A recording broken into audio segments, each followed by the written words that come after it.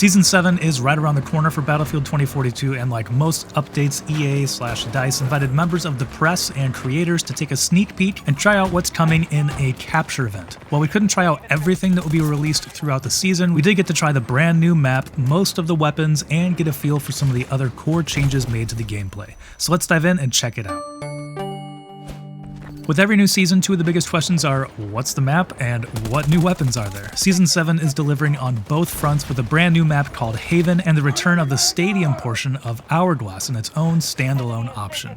First off, let's talk about Haven. One of the highlights of Season 7 is this brand new map. This urban-themed area has destructible buildings, although not fully destructible, and plenty of tight areas that lead to intense fights. DICE referenced classic Battlefield maps like Erica Harbor as inspiration, and I think that's pretty evident throughout the map in both design and how it feels while playing. Some of the buildings and objective points in Rush were reminiscent of Erica Harbor, with MCOMs tucked into the back of stores on the first floor, like in a market, while three-story buildings flank above them and all around them. We were able to play a few rounds of Conquest and Rush on this map, and in these capture events it's only a few real players and the lobbies are generally filled up with bots, so it can be hard to get a complete view of how the gameplay will actually pan out when the map is released, but overwhelmingly the feedback was positive. It's smaller than most of the launch maps, and as such the only vehicles available in Conquest were a tank, a Little Bird helicopter, and the Ram. I wish I would have remembered during the event that there were in-map anti-air turrets, because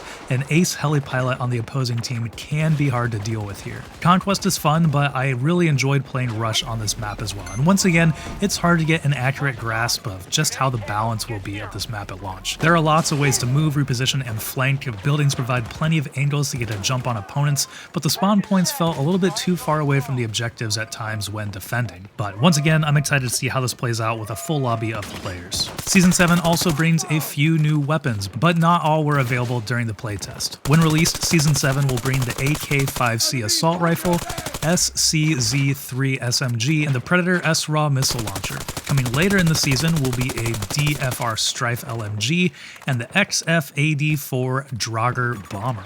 The AK-5C was the one that I spent the most time playing with though, and really enjoy it. With high power rounds, it felt like a slightly faster but slightly weaker version of the BSVM that I typically run. It's accurate and relatively powerful. I can see myself using this weapon a lot when Season 7 is released. It's decent in close range, pretty good in medium range, and can also do a little bit of longer range engagements. But if close range is your jam, then the new SMG is definitely going to be worth checking out. The SCZ-3 SMG was a really popular choice, and there are lots of different attachments to try out with drum mags for both standard and high power rounds, as well as an assortment of suppressors. It was deadly up close and even effective at medium ranges. Large drum magazines make it capable of facing multiple opponents before needing to reload. I do think we're going to be seeing a lot of this weapon when the season releases. Returning to the battlefield in Season 7 is the SRAW missile launcher. Fans might remember this as a wire-guided missile that can be controlled with a mouse or controller while it is flying. I still can't quite get the hang of it myself though. You have to control this missile the entire way to hit a moving target. Perhaps I was just up against operators who are very good at countering such weapons, but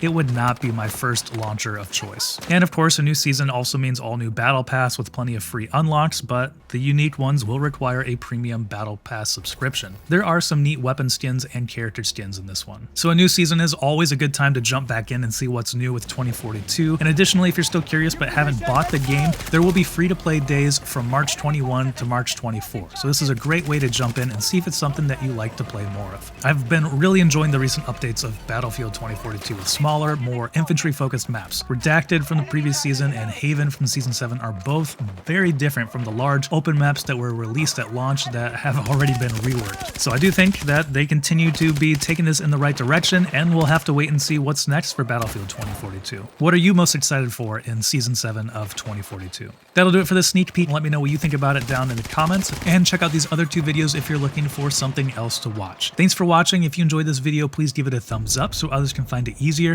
and consider subscribing. This is Jordan with 9to5 Toys.